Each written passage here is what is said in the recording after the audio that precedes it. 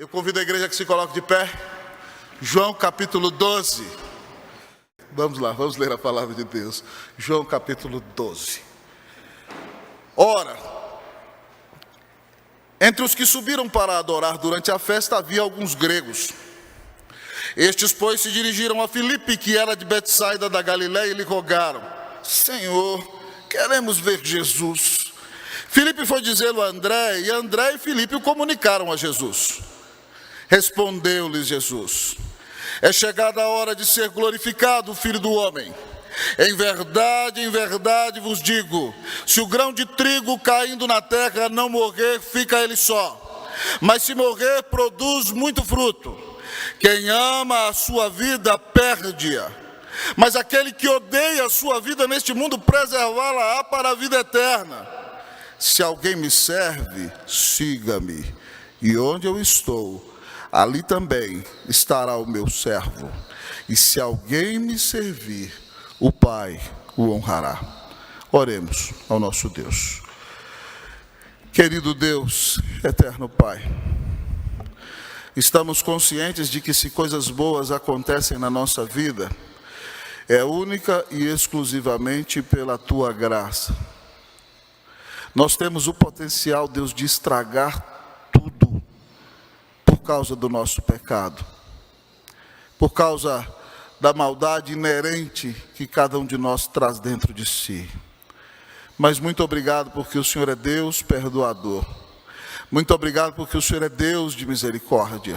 Muito obrigado porque o Senhor deu Jesus Cristo na cruz para nos salvar. E muito obrigado, Deus, porque o inimigo já foi derrotado em nossa vida. Porque, ó Deus, ó Pai, o pecado já não tem domínio sobre nós. E a Tua palavra diz que nós podemos nos considerar como mortos para o pecado e vivos para Deus. Nos ajuda, Deus, na nossa luta diária contra o espírito deste mundo, Senhor. E nos ajuda a verdadeiramente buscar viver como discípulos e como servos do Senhor. Nós acreditamos que não há alguém que tem acesso mais especial à Tua presença. Pastores não têm mais acesso do que quaisquer crentes à Tua presença. A Tua palavra nos ensina que todos os crentes são sacerdotes. Todos têm livre acesso à sala do trono. Todos representam o Senhor neste mundo. Todos são chamados a serem Teus servos. Deus, eu quero pedir que a Unida seja uma comunidade de discípulos, em que cada um entenda que é um sacerdote, que tem acesso à Tua presença, que representa o Senhor neste mundo e que pode ser uma bênção onde o Senhor lhe colocou. Assim, Pai, fala conosco e mostra-nos o que Tu requeres de nós quando nos chamas para o Teu serviço. Fala conosco, nós não merecemos, mas o Senhor é bondoso e gracioso, atrai-nos a Ti. Nós oramos e clamamos em nome do Senhor Jesus. Amém. A igreja pode sentar-se.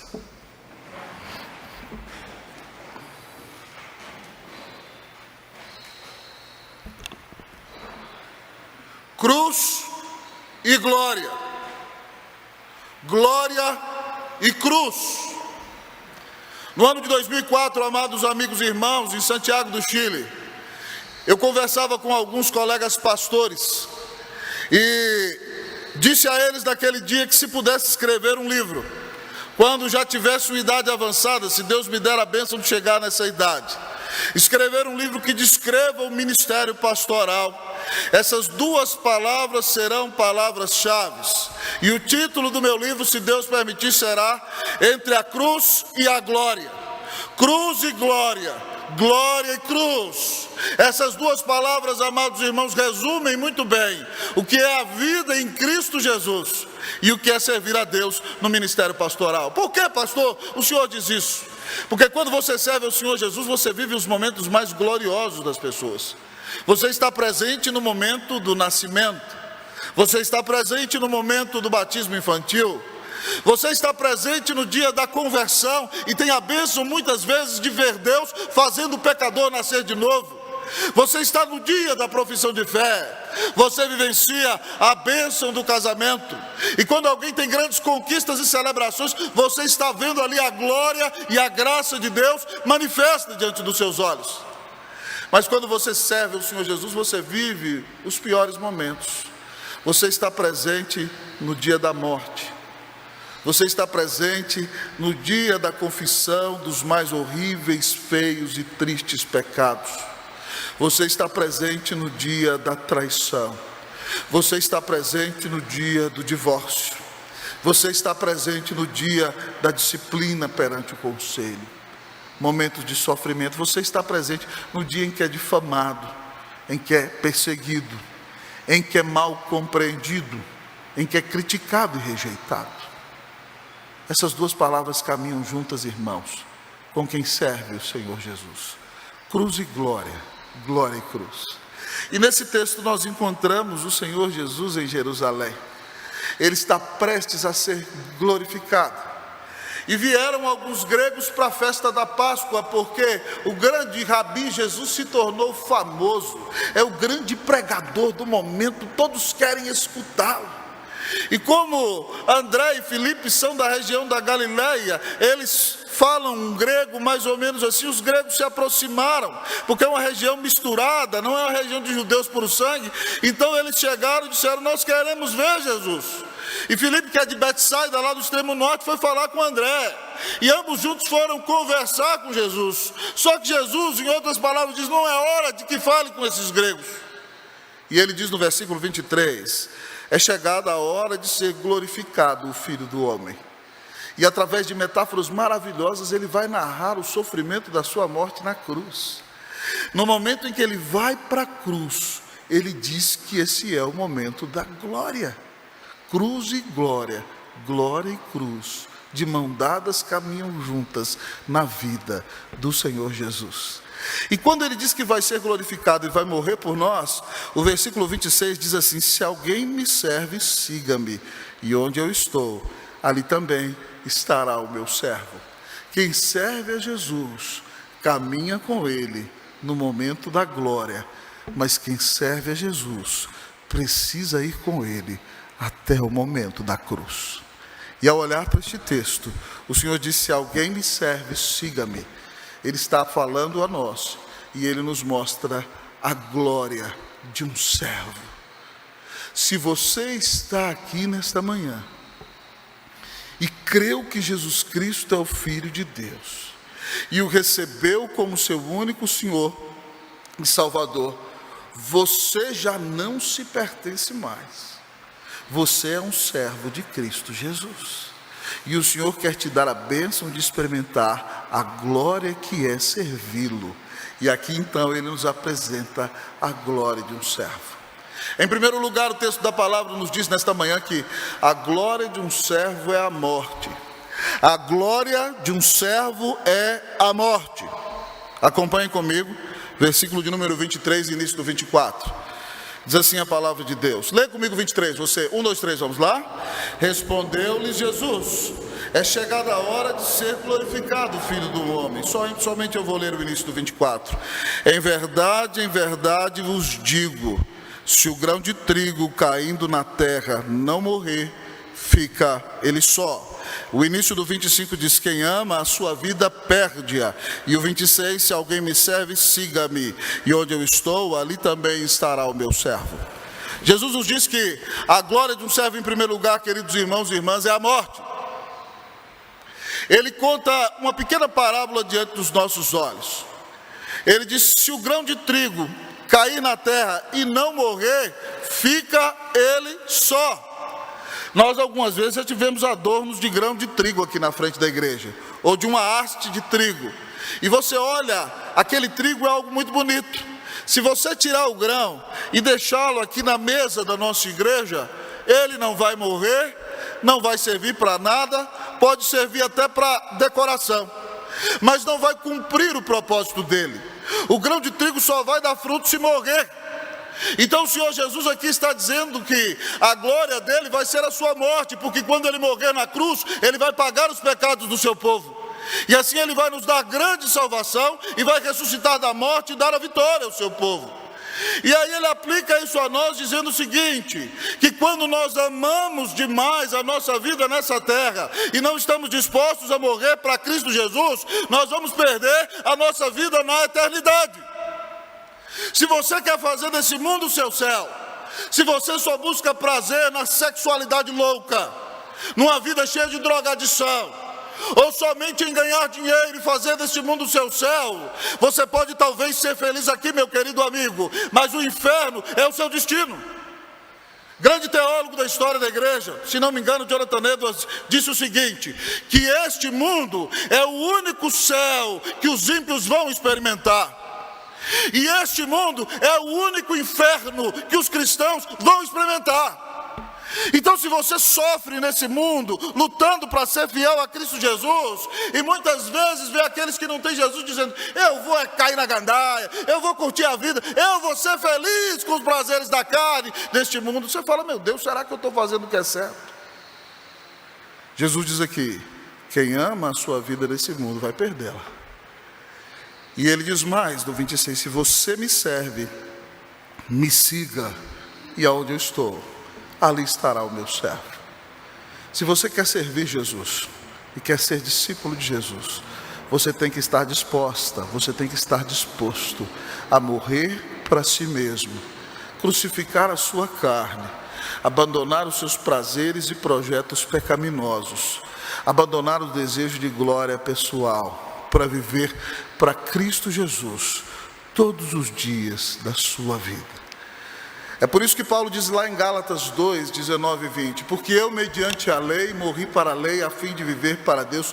Eu estou crucificado com Cristo. Paulo diz: meu velho homem já foi para a cruz, eu já morri para mim mesmo. E por isso ele diz: agora não sou eu quem vive, mas Cristo vive em mim. E esse viver que agora tenho na carne, não é meu, não é mais Paulo. Vivo pela fé no Senhor Jesus, que me amou e a si mesmo se entregou por mim. Para quem você tem vivido? Você vive para a glória de Deus? Por que você faz o que faz? Você vive para agradar a sua carne e fazer deste mundo o seu céu? Ou você vive para agradar a Deus e buscar a vontade dEle em sua vida, crucificando a sua carne e consagrando-se a Ele durante cada dia da sua vida? Preste atenção, meu querido amigo e irmão, não é possível ser cristão sem morrer. Você precisa morrer para si mesmo. Você precisa entender que o seu velho homem foi crucificado com Cristo Jesus. Você tem que morrer para os prazeres da carne. Você tem que morrer para a sua glória pessoal. Você tem que morrer para que Cristo Jesus viva em você. Eu sou apaixonado pela história da igreja, irmãos e irmãs. E um dos maiores pregadores que eu admiro na história da igreja foi o reverendo George Whitefield, que viveu no século XVIII. Deus usou tremendamente num grande avivamento na Inglaterra. E ele viajou para as ilhas britânicas da América. E ele foi considerado a primeira grande celebridade dos Estados Unidos da América. Alguns grandes historiadores dizem que a pregação de George Whitefield foi um instrumento que Deus usou para unir as 13 colônias britânicas da América que viviam separadas. Ele viajava no lombo de um cavalo e pregava 4 vezes por dia. E onde aquele homem pregava, o Espírito de Deus se movia e convertia dezenas, centenas de pessoas. Certa vez na cidade da Filadélfia, que tinha 14 mil habitantes, em cima do fórum, na galeria, Whitefield pregou na rua e havia 21 mil pessoas escutando aquele homem pregar. E quando ele pregava, Deus tomava as pessoas de convicção de pecado, e ele era tremendamente usado por Deus. Ele foi a pessoa que Deus usou para começar o avivamento na Inglaterra. No dia em que ele foi ordenado na igreja da Inglaterra, Deus tomou algumas pessoas, e algumas pessoas foram tão impactadas com o poder de Deus que desmaiaram ao ouvir a pregação, cheias de convicção de pecado. Ele foi pregar nas minas de carvão, onde ninguém ia, que era tipo a Cracolândia daqueles dias. E os mineiros de carvão, com o rosto sujo, negro de carvão, choravam e sua face ficava marcada, e Deus convertia pessoas. Ele pregava para os lords, para as autoridades inglesas, e todos ficavam impactados com a sua eloquência. Ele convenceu John Wesley, o fundador da igreja metodista wesleyana, a não pregar só dentro da igreja, a pregar na rua também. Eles achavam que pregar na rua era pecado, que você só podia pregar dentro da igreja. E quando Whitefield vai para os Estados Unidos montar o orfanato em Savannah, na Geórgia, Wesley toma a liderança do avivamento. Mas o Wesley tem uma doutrina diferente de Whitefield. Whitefield tinha doutrina reformada calvinista como nós, que crê na soberania de Deus na eleição e na salvação do pecador. O Wesley não. E o Wesley começou a publicar no jornal o seguinte, que a doutrina da predestinação é uma doutrina demoníaca e diabólica. E que o senhor Whitefield, apesar de ser um grande pregador, se equivocava, porque ele cria numa doutrina de Satanás. O Whitefield lá da América escrevia cartas, dizia isso: não faça isso, meu amigo, para que nós vamos dividir a igreja do Senhor? Mas, a bem da verdade, quando o Whitefield volta para Londres, agora ele não é mais tão popular assim. E ele vai pregar em alguns lugares da rua, e os discípulos de Wesley tomam tomates e jogam nele, e o vai, e a situação está complexa em Londres agora. E ele vai pregar então num grande tabernáculo que edificaram ali para ele ser um pregador. E os discípulos de Whitefield dizem a ele: pastor, o senhor é um dos maiores pregadores da história da igreja. Foi o senhor que Deus usou para começar o movimento do avivamento. Esse homem, John Wesley, não sabe de nada. Ele ainda está ensinando doutrina bíblica errada. Levante-se, enfrente esse homem, nós o apoiaremos. Tome de volta a liderança, conduza o avivamento e mostre para esse homem, colocando-o no seu lugar e reduzindo a sua insignificância. George Whitefield, irmãos, responde da seguinte maneira: morra para sempre o nome de George Whitefield, viva para sempre o nome de Jesus Cristo. Morra para sempre o nome de George Whitefield, viva para sempre o nome de Jesus Cristo. Eu quero ser o servo de todos. Não buscou a glória para si. E quando ele morre nos Estados Unidos, nosso querido doutor Delore, por indicação nossa, visitou a igreja presbiteriana de Newburyport, onde Whitefield está sepultado debaixo do púlpito. John Wesley é perguntado: reverendo Wesley, quando o senhor morrer, o senhor acha que vai encontrar George Whitefield no céu? E John Wesley diz: eu não, porque ele vai estar tão perto do Senhor Jesus, tão perto, que eu não vou conseguir chegar perto dele. Por que nós fazemos o que fazemos, irmãos? Homens do passado, quando confrontados, se colocavam em segundo plano e mostravam que buscavam a glória do Senhor. Quantas vezes na igreja pessoas brigam por tanta bobeira, por posições diferentes, e não têm a capacidade de se crucificar a si mesmas nas mínimas coisas. Que Deus tenha misericórdia de nós. Ao pregar para vocês, me lembro também de Agostinho, que antes de se converter era um homem devasso, tinha várias mulheres. Depois de convertido, já pastor, volta para a África. Uma das antigas amantes o vê na rua e diz: Agostinho, sou eu, meu amor. E ele finge que não escuta. Ela: Agostinho, lembre-se das minhas carícias, dos meus beijos, dos meus amores. Ele aperta o passo e começa a andar mais rápido para correr dela. Ela diz: Agostinho, querido, sou eu. Ela corre na frente, pega na roupa dele e diz: Agostinho, meu amor, lembre-se das minhas carícias. Você não se lembra de mim? Ele olha nos olhos dela e diz: Agostinho morreu. Agora Cristo vive em mim. Quem vive dentro de nós, irmãos? Olhe para a sua vida. Você verdadeiramente está morrendo para si mesmo? Você verdadeiramente parou de buscar glória para si? Você desejou de deixar que sua vontade seja imposta? Você está morrendo para o pecado? Nessa manhã o Senhor nos chama para olhar para o nosso coração e clamar misericórdia do alto para nós.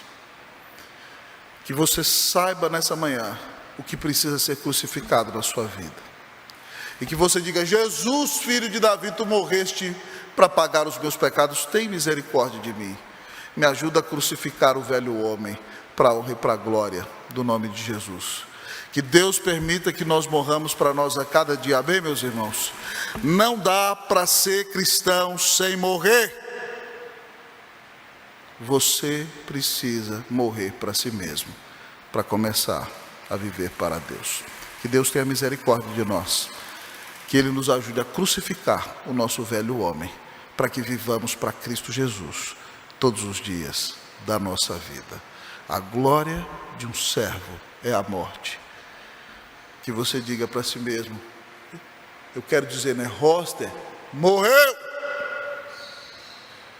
Que você fale o seu nome e diga, fulano morreu, Maria morreu, Joana morreu, José morreu.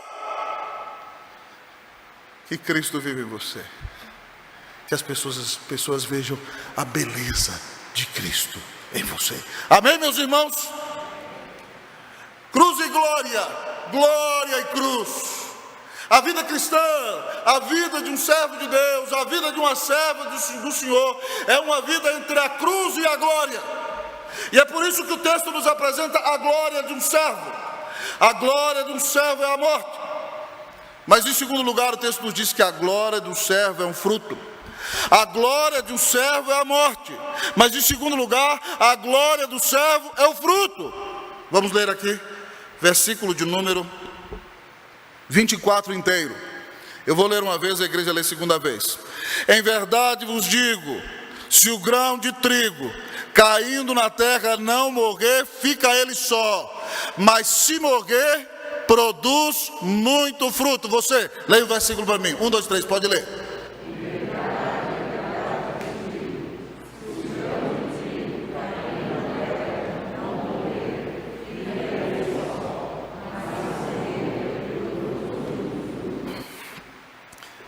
Se morrer, produz muito fruto. Jesus está dizendo que Ele vai morrer na cruz. E por causa da sua morte, bilhões serão salvos. Haverá muito fruto. A sua morte não será vã. E Ele está dizendo que quando nós morremos para nós mesmos, nós vamos dar muito fruto. Lembra-se do nosso grão de trigo? Ele ficou aqui na mesa e não serviu para nada. Mas nós compramos uma terra, fomos trabalhar, chamamos o diácono Rafael, que entende desse negócio de terra, para nos ajudar. Ele nos ensinou a adubar a terra. E nós então fomos lá, moemos aquela semente de trigo, jogamos ela ali, jogamos água, e esperamos, e ela cresceu, e se tornou uma haste, e de repente nós vimos saindo então o fruto. E então sai ali aqueles gominhos e várias sementes de trigo são multiplicadas. Porque o trigo morreu, ele virou uma grande plantação de trigo e deu muito fruto. Jesus está dizendo que quando nós morremos para nós mesmos e nos dedicamos a servir a Deus e ao próximo, a nossa vida vai dar muito fruto. E assim ele diz na segunda metade do versículo 25, olhe bem o que diz aí, preste atenção.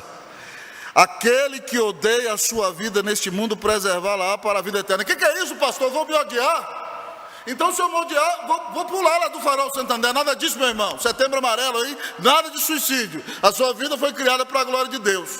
O que Jesus está dizendo quando diz que eu tenho que odiar a mim mesmo? A ideia que o texto diz, querido amigo e irmão, é que eu tenho que amar menos a mim mesmo. Me colocar em segundo plano. Sabem por quê? Porque às vezes até quem se suicida não é porque não ama a si mesmo. Talvez é porque o seu próprio amor está ferido.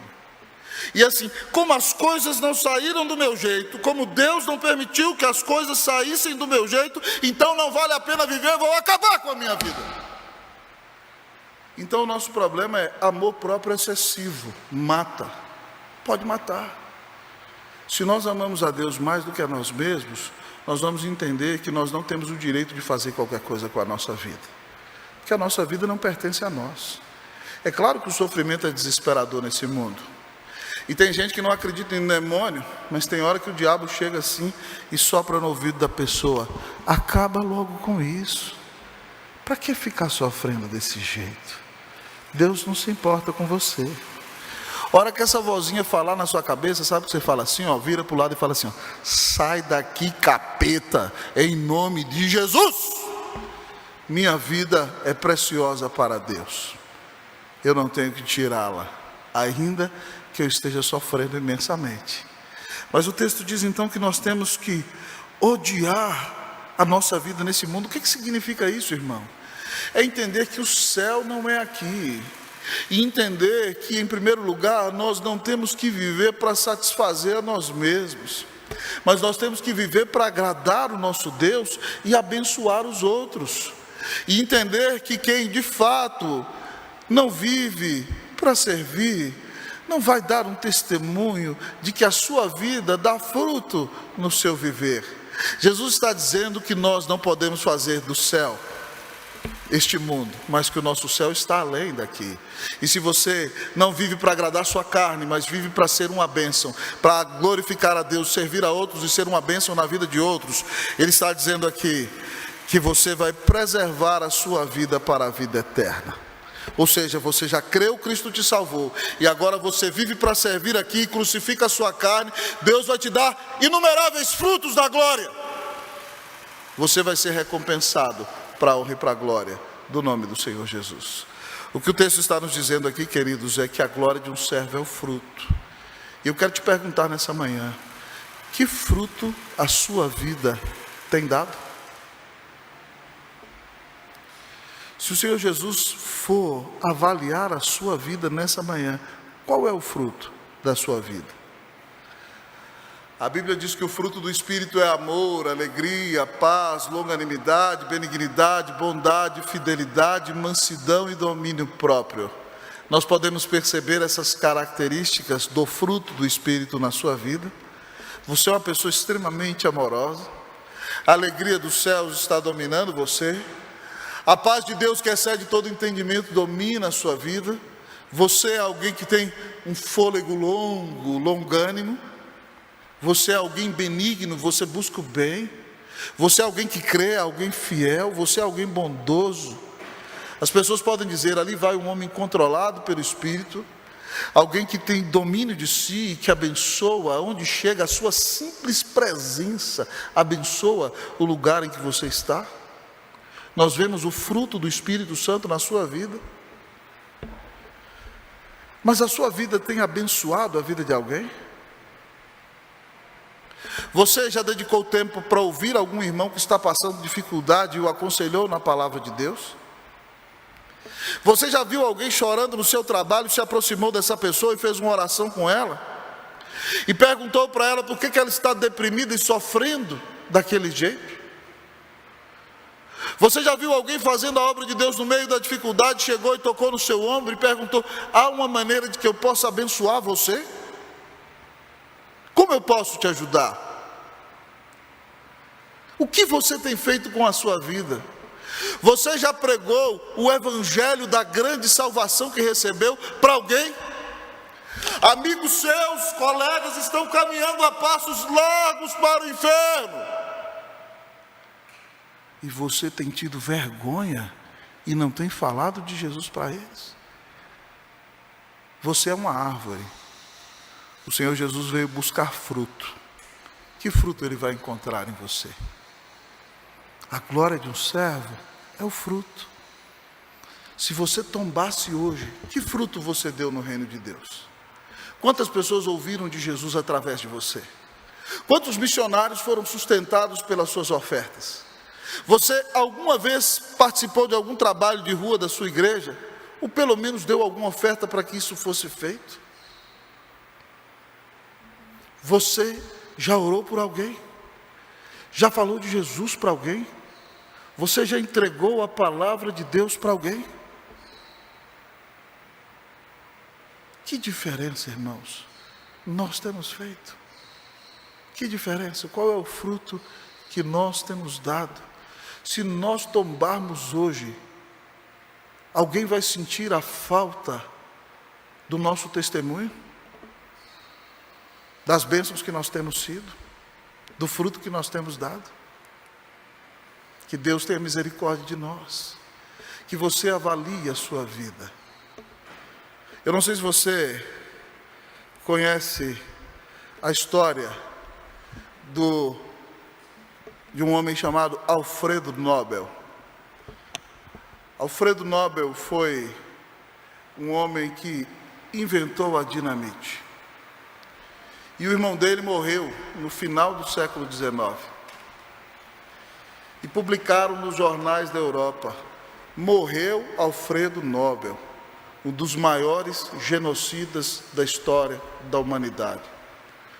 O homem que inventou a dinamite, que tem matado e destruído vidas ao redor do mundo inteiro. Mas quem tinha morrido era o irmão dele. Ele ficou perplexo, ele dizia: esse não pode ser o meu legado.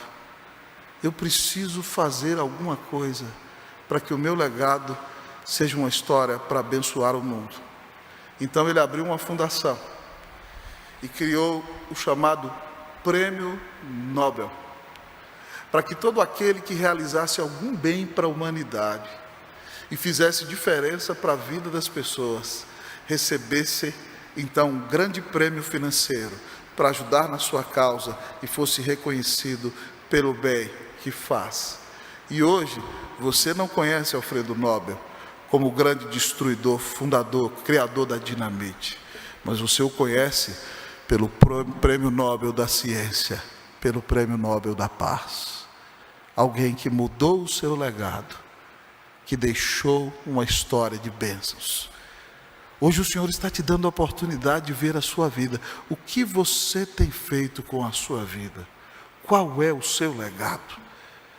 Que o Senhor ache bom fruto em você, que você aproveite a oportunidade de estar vivo e que o seu legado seja uma grande bênção para a honra e para a glória do nome de Jesus. Que o Senhor ache muitos frutos em você. Essa é a minha oração para mim, meus irmãos. Eu oro, Senhor, que onde eu passar, o Senhor me dê a bênção de ver almas sendo convertidas, de ser instrumento de transformação, de ver pessoas sendo edificadas, impactadas, sendo reavivadas e restauradas pelo Senhor. Eu quero dedicar a minha vida como um instrumento de vida nas mãos de Cristo Jesus. E você, o que tem feito com a sua vida? Hoje, ouça essa mensagem e diga: Senhor, usa a minha vida para ser uma bênção não só para a minha família, mas para a igreja e para o mundo. Eu quero dar fruto para a honra e para a glória do nome de Jesus. Que você seja um cristão frutífero, que você seja uma cristã frutífera, em nome de Jesus, amém.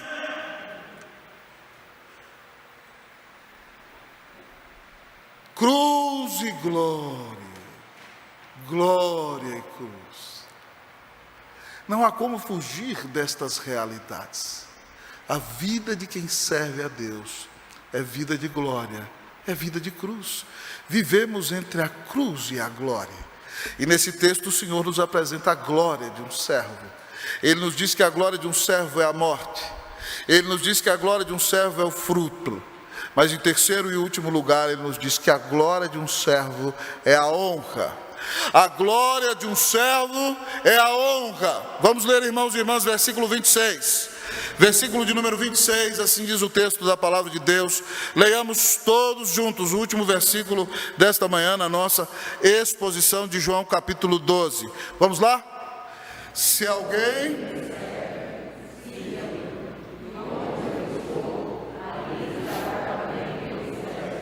E se alguém me servir, o Pai o honrará. Se alguém me serve, siga-me. Siga Jesus até a morte. Siga Jesus no sofrimento. Siga Jesus até a cruz, ele diz. Onde eu estou, ali também estará o meu servo. Mas ele conclui o versículo dizendo: se alguém me servir de verdade, meu Pai o honrará. Que bênção maravilhosa, irmão. Jesus está prometendo que nós seremos honrados por Deus. E muitas vezes você está querendo agradar ao auditório errado. Você está buscando o aplauso da multidão. Você está querendo que as pessoas apertem as suas mãos, dêem um tapinha nas costas e te digam bem feito. Mas isso não vale nada, querido amigo e irmão, porque o reconhecimento de homens é fugaz, é transitório. Você se lembra do Senhor Jesus entrando em Jerusalém no domingo de Ramos? A multidão coloca ramos na rua, eles colocam roupas no chão, colocaram roupas no jumento, todos gritam: Hosana, bendito que vem em nome do Senhor, Hosana ao filho de Davi. O povo canta, o povo louva, o povo faz festa. Quinta-feira Jesus foi preso. Passou a noite sendo julgado pelos sacerdotes judeus. De manhã é levado no tribunal de Pilatos. E agora a multidão, influenciada pelos seus líderes religiosos, grita: crucifica! Crucifica! Crucifica! Crucifica! Crucifica! Você tem certeza que você vai confiar no aplauso da multidão?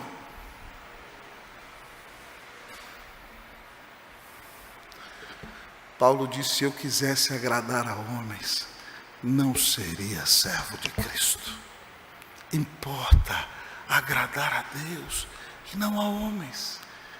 Você se lembra da parábola dos talentos? Aquele que tem 5 talentos ganha mais 5, o que tem 2 ganha mais 2. Jesus diz a ambos: muito bem, servo bom e fiel. Foste fiel no pouco, sobre o muito te colocarei. Entra no gozo do teu Senhor. Importa ouvir o Senhor Jesus dizer: muito bem, servo bom e fiel. Foste fiel no pouco, sobre o muito eu te colocarei. Entra no gozo do teu Senhor. Meus queridos amigos e irmãos, nós temos que fazer tudo para a glória de Deus. É por isso que Paulo diz em 1 Coríntios 10:31: portanto, quer comais, quer bebais, ou façais outra coisa qualquer, que tudo seja feito para a glória de Deus. Porque o Senhor promete honrar aquele que de fato for um servo fiel.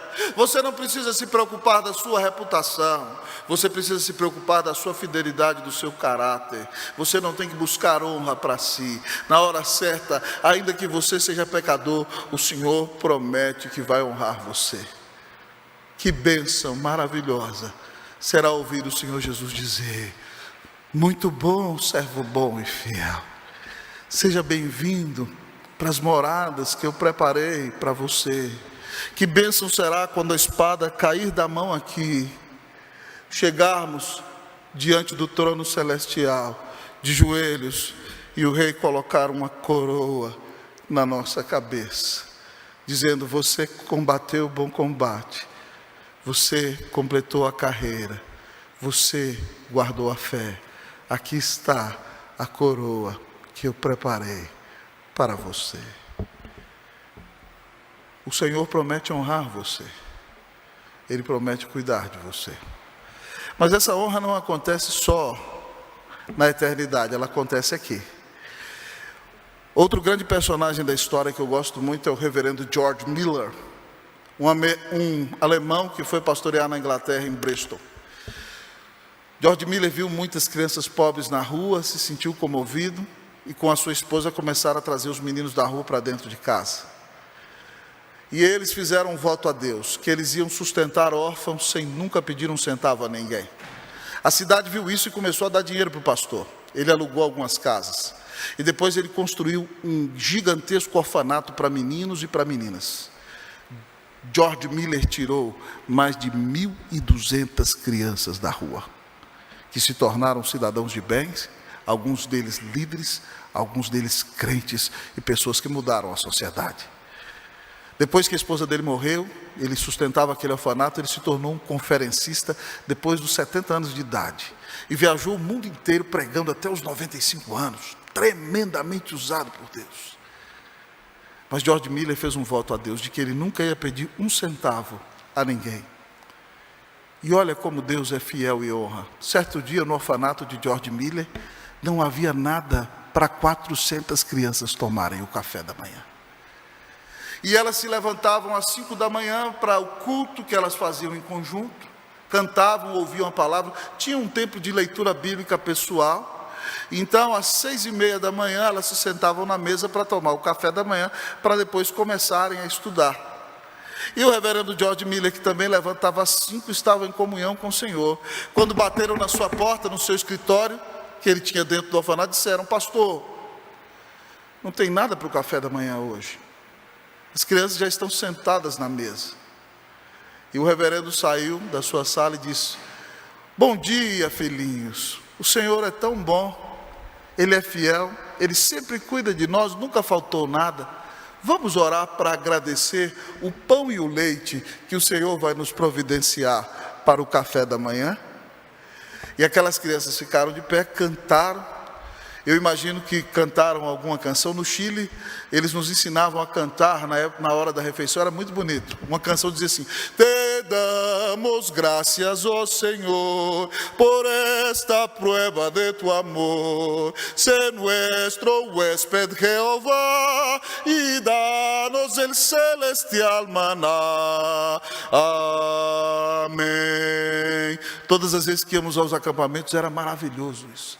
Eu imagino que as crianças cantaram e George orou: Senhor, o orfanato é teu, as crianças são tuas, eu sou teu, tudo é teu, e o Senhor disse que ia nos sustentar.